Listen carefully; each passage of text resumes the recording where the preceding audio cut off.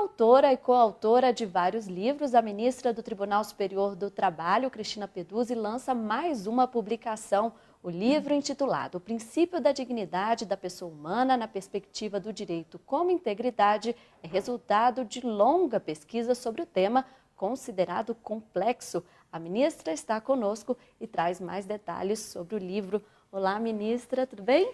Tudo bem, Patrícia. Muito prazer. Ministra, o princípio da dignidade da pessoa humana vem sendo aplicado em várias decisões judiciais. Agora, estabelecer uma definição única para esse princípio não é uma tarefa fácil, não é mesmo? Não é fácil, eu diria até que é muito complexa. Até porque o princípio da dignidade da pessoa humana, ele é abstrato e, ao mesmo tempo, ele é inclusivo.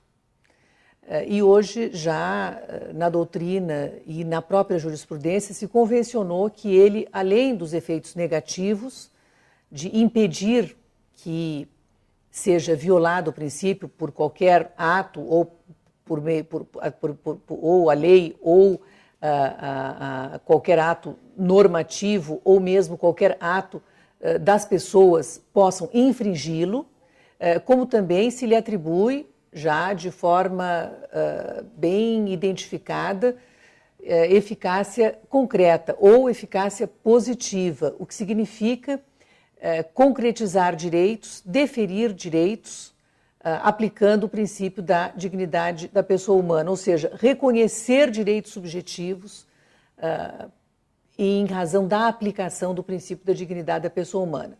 Por isso que é muito difícil estabelecer uma definição. No livro, eu até busco algumas definições que na doutrina se buscou, né, para qualificar o princípio. Mas eu aqui utilizaria da última obra de Ronald Dworkin, Is Democracy Possible Here?, que até nem tem tradução ainda no português. Ele examina as duas dimensões da dignidade da pessoa humana e diz que ela tem um primeiro aspecto que diz com o valor intrínseco.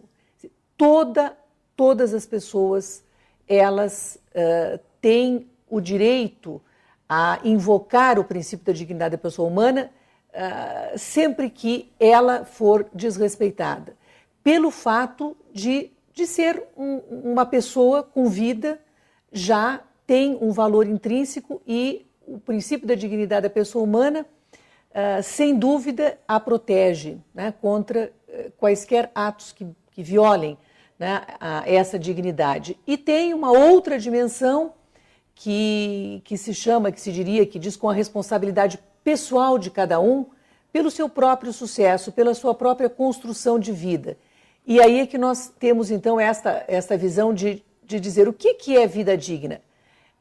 Cada um é que vai estabelecer o que para ele significa vida digna, ou existe um denominador comum que estabelece o que significa vida digna?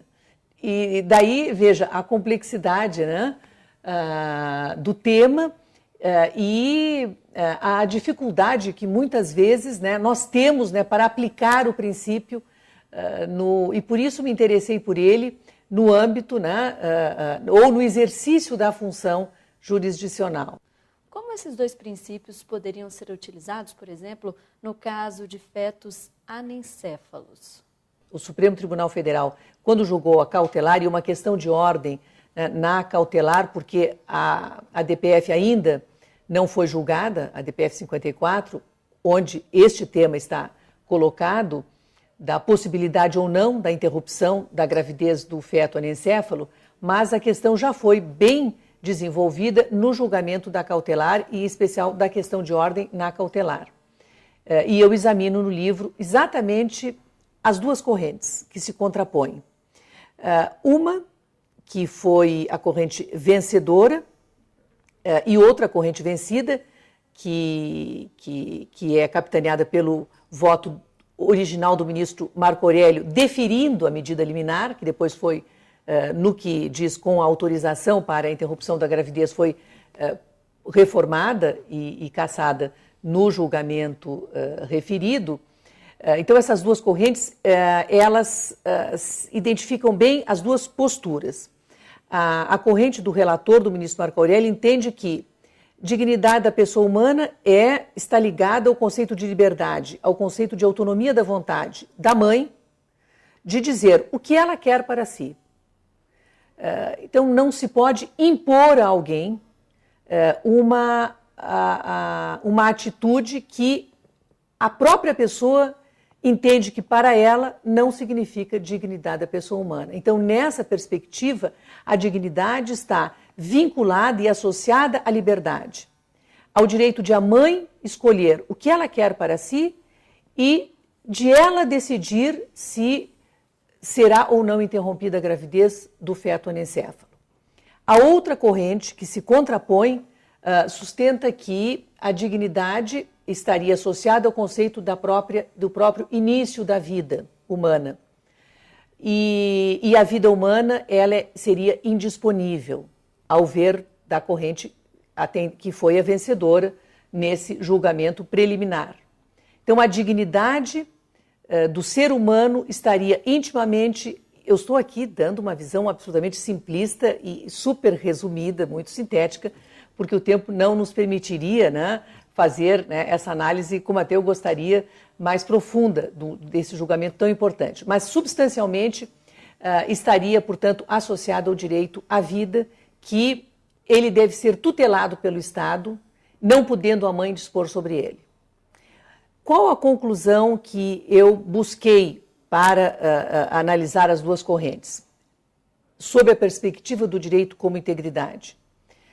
Eu digo que, e Dworkin tem obra, inclusive específica, até quando analisa o tema até do aborto, e fica muito expresso, eu acho, nesse entendimento, que não há que se cogitar, esta é a postura que me parece conforme a teoria do direito com integridade, que na verdade é uma teoria da jurisdição também, é que quando o Código Penal e o conjunto normativo que está aí em cotejo com a Constituição, quando foi editado o Código Penal, a exclusão de injuridicidade do feto da gravidez do feto anencéfalo não poderia ter sido ali expressa, porque não havia como diagnosticar esta hipótese. Não havia ecografia naquela época, né? Na década do século passado, na década de 40, não havia uma ecografia que diagnosticasse uma gravidez de feto anencéfalo. Então, por isso é que me parece que não foi estabelecida ali exclusão de antijuridicidade para esta hipótese. E hoje nós temos uma lei de 97, se não me equivoco, que ao possibilitar para a doação de órgãos, né, a cirurgia que vai retirar os órgãos das pessoas mortas, ali está que a morte encefálica, né, é a que define, quer dizer, a morte da pessoa, é a morte encefálica. E no caso do feto anencéfalo, há precedentes que eu examino, inclusive, de um outro caso, de um habeas corpus, que quando foi julgado no Supremo Tribunal Federal, já havia ocorrido a morte. E ali se diz, durou 7 minutos. Então, o que a ciência comprova, e que está muito claro no exame dos votos desse julgamento do Supremo Tribunal Federal, é que não há possibilidade efetiva, segundo pela ciência, de sobrevida. Não há, portanto, que se cogitar de que se estaria violando a dignidade da pessoa humana, porque se estaria negando a vida humana. Exatamente porque a morte encefálica, ela é a tradução da morte do ser humano. E como não há possibilidade de vida, né, para o feto anencefálico, não há que se cogitar de violação à vida humana, de negação da vida humana. E dessa forma, o que eu até propugno é exatamente da compatibilidade desse desenvolvimento da ciência que permite esse diagnóstico precoce, né, e assim considerá-lo também cláusula, condição de antijuridicidade, ou seja, exclusão da antijuridicidade, ou seja, possibilidade de deixar para a mãe, para a família, decidir o que eles entendem que para si próprios é vida digna. Porque, veja, que obrigar uma gestante a levar a termo uma gravidez que se sabe infrutífera, né, é bom ou não é bom? Só ela que pode saber. Então, isso é que me parece compatível, né, com a aplicação do princípio nesse contexto. Ela é que vai decidir o que ela entende que para ela é vida digna.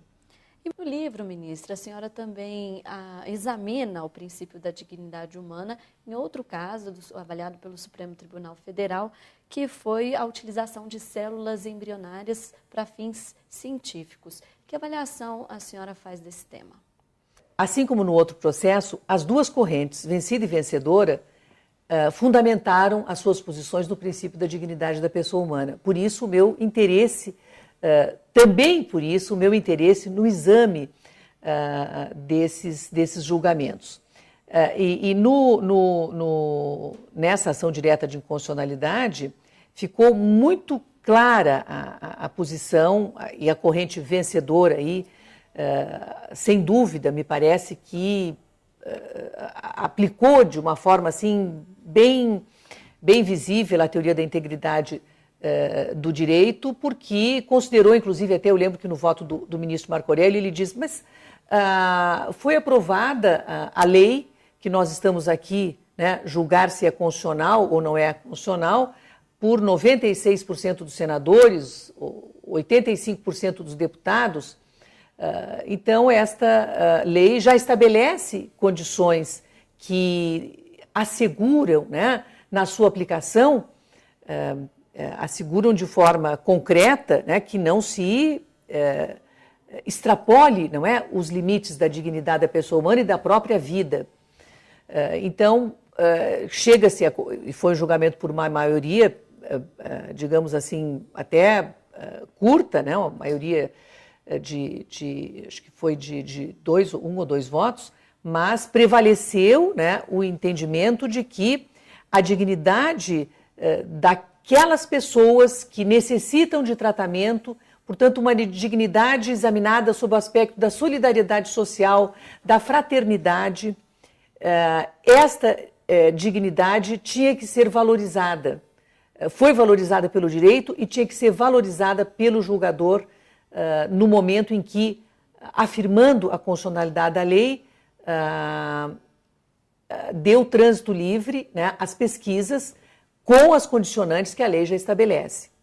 E a corrente que ficou vencida, e votos também magníficos, tinham a preocupação de preservar, ao negar a aplicação da lei como está posta, e ao estabelecer condicionantes, e até o voto do saudoso ministro Carlos Alberto Direito, um voto magnífico, onde ele examina o aspecto, inclusive focalizando a dignidade da pessoa humana, mas ele entende que a lei estabeleceu critérios insuficientes para garantir a absoluta segurança das pesquisas com estas células embrionárias, e por isso estabeleceu, inclusive, que condicionantes como a criação de órgãos destinados a avaliar, não é, essas pesquisas e, inclusive, estabelecendo que não se poderia destruir o feto,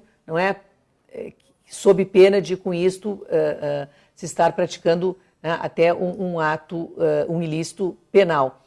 Mas não foi o voto que prevaleceu. Mas eu digo que nota-se uma preocupação também no estabelecer estas condicionantes com o princípio da dignidade da pessoa humana, nessa perspectiva, nessa visão de associar a célula embrionária com o feto com o direito à vida. Se numa perspectiva, digamos assim, não é? Até bem avançada, né, apesar de a lei afirmar que só mesmo aqueles imprestáveis para a procriação, depois de 3 anos de congelamento, é que são utilizados, portanto, não se estaria aí infringindo nem o direito à vida, evidentemente, nem o direito à dignidade da pessoa humana, porque ele é imprestável para outro fim que não o da pesquisa, mas ainda assim o princípio da dignidade da pessoa humana e o direito a uma proteção, a uma potencialidade de vida é que gerou, digamos, esta construção feita em alguns votos que ficaram vencedores. Então, veja, a dignidade da pessoa humana serve a muitos propósitos, inclusive contrapostos e absolutamente, né, divergentes entre si, dependendo do ângulo em que ela é focada. Daí realmente o interesse em explorar, não é, ou seja, um tema que esses estudos, exatamente. Sempre reconstruído. E sempre reconstruído. E exatamente a teoria de Ronald Dworkin propõe exatamente isso. Ele admite a reconstrução do direito, ele admite que o julgador aplique o direito, exerça a função jurisdicional considerando o caráter normativo e, portanto, deontológico dos princípios, mas ele, ao contrário da corrente que floresce na Alemanha, de raiz universalista, ele é um justo filósofo norte-americano e é uma teoria imanente que considera o contexto. E sempre nós temos que considerar a história daquela comunidade, o contexto em que foi produzido aquele precedente que nós estamos invocando ou aquela norma jurídica, né? E assim, como ele usa a figura do romance em cadeia, nós, independente do caso que nós estamos julgando, nós temos que compreendê-lo como se estivéssemos escrevendo um romance em cadeia, em que, apesar de vários serem os autores, se formos lê-lo no seu conjunto, não vamos perceber que vários foram os autores, porque ele terá uma continuidade como se tivesse sido produzido por uma única pessoa. Então ele cria essa figura do juiz Hércules, que é um juiz que, ao julgar, ele considera todos os casos similares que foram julgados precedentemente e, na aplicação do direito, busca preservar sempre esse contexto, né? E preservando o contexto, manter a coerência, que sempre deve presidir o juiz na aplicação do direito e, no que diz, concluindo, né, com o princípio da dignidade da pessoa humana, ele deve ser especialmente esse contexto considerado exatamente para evitar, não é, que o critério subjetivo de um ou de outro juiz prevaleça individualmente em prejuízo do contexto em que produzido o ordenamento jurídico. Este sim que deve, né, presidir e orientar o juiz, o julgador. Por fim, ministra, trazendo o tema então para a Justiça do Trabalho. A senhora avalia que o princípio da dignidade humana vem sendo reconstruído, rediscutido como deveria em julgamento de ações trabalhistas? Sem dúvida. E nós aqui no Tribunal Superior do Trabalho temos assim uma infinidade de hipóteses em que o princípio da dignidade da pessoa humana vem sendo aplicado para reconhecer direitos subjetivos no caso concreto. Lhe dou aqui alguns. Nas reintegrações de portadores, de empregados que são despedidos em razão de portarem o HIV. O tribunal entende que, quando a despedida é arbitrária, quando ela é discriminatória, ou seja, ela ocorreu em razão de o empregado ser portador do vírus HIV, ela afronta o direito e, assim, afronta o princípio da dignidade da pessoa humana e se impõe ordem de reintegração, sem uma lei específica que regule. E o empregado, nesta situação, poderá ser reintegrado invocando, né, a violação do princípio da dignidade da pessoa humana. Nós temos casos aqui, sem dúvida, de danos morais, e isso em razão de assédio moral. O assédio moral, ele não está tipificado na nossa legislação ainda. Há vários projetos de lei, né, alguns tipificando, né, como uma falta grave trabalhista, outros até como um ilícito penal, mas o certo, como um ilícito civil também, o certo é que hoje os pedidos de indenização por danos morais em decorrência desse fenômeno do assédio moral fundamentam-se no princípio da dignidade da pessoa humana, porque essa dignidade é que é comprometida com atitudes, né, ocorrentes no âmbito das relações de trabalho que fragilizam a autoestima do empregado e, assim, lhe ocasionam transtornos de natureza psicológica ou mesmo, né, psíquica mais grave. Então, é o princípio da dignidade da pessoa humana, o norte, o fundamento dos pedidos e das condenações que vêm sendo impostas quando identificado o fenômeno. Há outras tantas hipóteses aqui em que o princípio é invocado, casos de trabalhadores irregulares que não estão, que se atribuem direitos, se reconhecem direitos em razão do princípio da dignidade da pessoa humana. Mesmo no caso do servidor público, que é admitido sem o concurso público, nós reconhecemos o direito à contraprestação, não à aplicação da CLT, porque aí é o princípio da legalidade que também deve ser considerado, mas compatibilizando, né, os princípios, o tribunal diz, bom, mas como não podemos também admitir uma contraprestação, um trabalho sem uma contraprestação, se determina a remuneração simples das horas trabalhadas.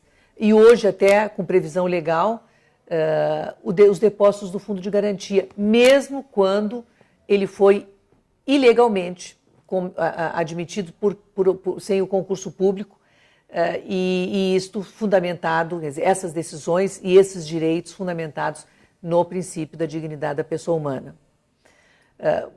Nós poderíamos aqui, sem dúvida, examinar outras tantas situações, porque elas são inesgotáveis, exatamente pela reconstrução que o princípio permite.